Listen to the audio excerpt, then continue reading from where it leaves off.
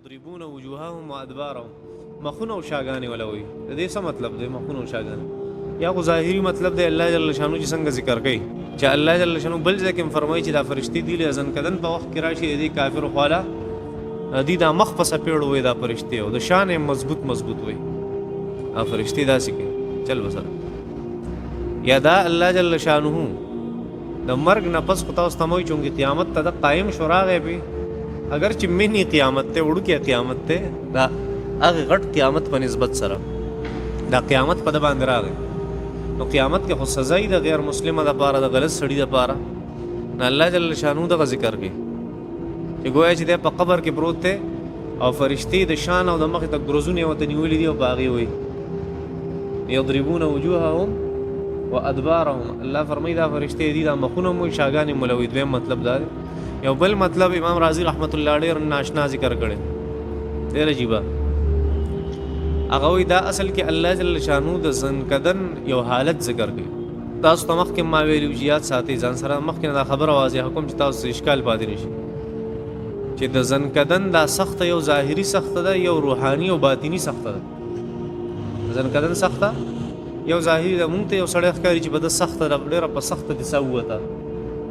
دا سخت نه دا سخته نه اصل سخته کمه اچ روحاني او باطینی کوم مونږ ته نخ کاری مونږ ته د روح چې کوم معاملات یې مونږ ته نخ کاری کنه الله جل شانو ته د جسم کاری نو بیا ته ویمه چې کله د انسان نه پرشته سائل او د په سخت مونږ ته کاری چې سخت ده په نو دې دا مطلب چرته موانله چې دا سړی غلط سړی نبی علیہ الصلوۃ والسلام چې څنګه حضرت ملک الموت د اغنه سا غستا و یو درې ګلک صبر دا دومره سخته یا رسول الله دا خو هیڅ سخت هم نه ده سخت خو بستا د امت باندې نبی رسول الله فرمایله هغه سخت ما ترا واچو وما يراول هغه سخت نبی رسول الله والسلام دا تکلیف د سکرات الموت د مرګ حالات په نبی رسول الله باندې سو ورځې دي راضی او دو صحابه کرام په غیږ کې راځته منزل راولي او نبی رسول الله والسلام مبارک خپې دونه کمزوري شي او درې دې نشي دا ورځ نبی رسول الله والسلام سکرات الموت شروع شو بیا خو باغ ټول نه زیات اعتراض راځي نو دی جواب مخکې تاسو له درکړو چې دا کم انسان صحت سونه خي څومره طاقتور دی څومره طاقت په دکې ده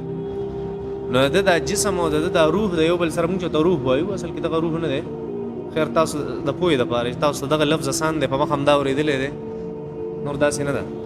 دا فرشتې چې کله جسم نه دا روح جدا کوي دا جسم خو انتهایی طاقتور دی پرس کې دی انسان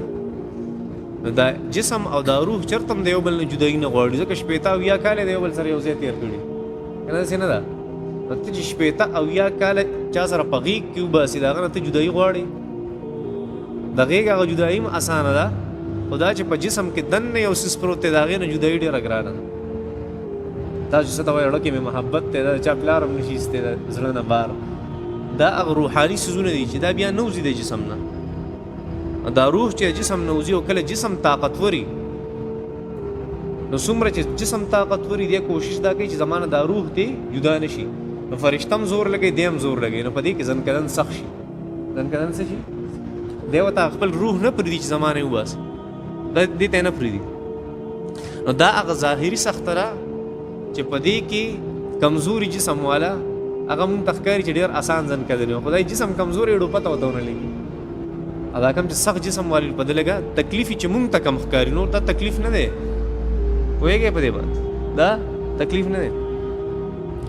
یو روحاني تکلیف ته د هغې تذکره کړو الله جل شانو دلته هم هغه تکلیف ذکر کوي امام رازي رحمت الله علیه ډېر ښه لیکل کړي په دې امام رازي رحمت الله علیه فرمایي اصل کې دا الله جل شانو یو کنایه ذکر کوي څه چې فرشتې دي مخ وي او د دې شا وي وی اصل کې وی دا کافر چې کله فرشتي د ته حاضر شي نو فرشتي او ته یو طرف ته دنیا ودرې بل طرف ته د قبر او آخرت مخامخ چې د دې ځای نه روانې چې تا اسره کړې و دنیا او هغې تیرې ته روانې چې ستا دپاره هلاکت دی هلته یضربون وجوههم وادبارهم دا مطلب چې خپل شام وتوخي خپل مخ هم وتوخي چې راځي د کم ځای نه او ځای کم خوا پوهېږې په دې باندې چې کوم پاتې څیز دی هغه هم وتوخي هغه رڼا د دنیا او د آخرت هغه تیاره مته وښیي. دې نه پس څه دی تا دا څیز دا لږه شان رڼا دې اسره کړې وه او هغه رڼا چې ټول عمر تا د خپل ایمان دې پې خرڅ کړو، خپل آخرت دې پې خرڅ کړو، خپل لمونځ دې پې خرڅ کړو، خپل اودس دې پې خرڅ کړو، خپل ایمان دې پې خرڅ کړو، دروغ به دې وي، دو نمبري به دې کولی وي، دې نه بغیر کار نه کېږي. نو هغه دنیا د نن پاتې کېږي او آخرت هغه مخې ته دی. نو په دنیا کې دی هغه سبب د آخرت ته رڼا و، تا هغه دنیا هغه لږې شان رڼا د آخرت څه وګرځوله، تیاره دې وګرځول، ځان دپاره دې تیاره کړه آخرت. نو دغې تیارې ته روانې، نو دی خو دغې تیارې نه یېرېږي، نو دی هینډ برېک راکاږي زور لګوي چې دغلته زه نه ځم. نو په ده باندې جسماني سخته کېږي که نه خو په ده باندې روحاني سخته شروع شي، ځکه دغلته خو د روح روان دی که نه داسې نه ده، روح یې دغلته روان دی. نو تیارې ته چې د انسان روح ځي، نو انسان دا خوښوي؟ دا خو چېرته هم انسان نه، جسم خو یو څیز دی چې صرف د هغه روح تعلق دی او سره بل اوس ختم دی، قبر کې پروت دی، هغې ته به څه سزا او څه تنعیم د هغې څه اثر به ورته رسي صرف. نو اصل چیز خو په انسان کې روح دی. تاسو مخکې په الستو بربکم باندې په دې باندې ډېره لویه خبره مې ته کړې وه په روح باندې، داسې شی. نو الله جل شانو فرمایي کله چې دا فرشتې د دین روحونه الي نو دې روح ته څه ښکاره شي، دنیا مو ته ښکاره شي، مخې ته ورته آخرت، دنیا نه یې راکاږي چېرته آخرت طرف ته. په دغه وخت کې د باندې روحاني او سخته راشي، داسې سخته پرې راشي. حدیث شریف کې کوم راځي چې د داسې انسان نه والنازعات غرقا، قرآن مجید وایي دا فرشتې پکې ورننوځي او په زور ته دا ساه راکاږي، دا روح ته راکاږي داسې. دا هغه روحاني سخته ده چې انسان ته ښکاري نه، بلکې دا د هغه روح سره دا معاملې. امام رازي رحمت الله علیه فرمایي چې دا هغه روحاني کیفیت الله جل شانو ذکر کوي د څه د انسان چې څه چل کېږي. ولو ترى ای پیغمبر کاش لیدې ته اذ هغه وخت یتوفى الذین کفروا الملائکه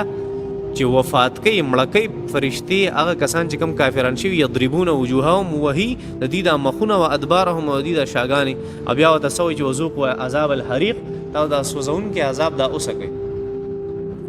چې روح ته دا وښودلی چې عذاب د دې ته دې اوس ورچومه، دا به څومره خطرناک منظري دا چل ورسره کوي. دا هغه سخته الله جل شانه ذکر کوي.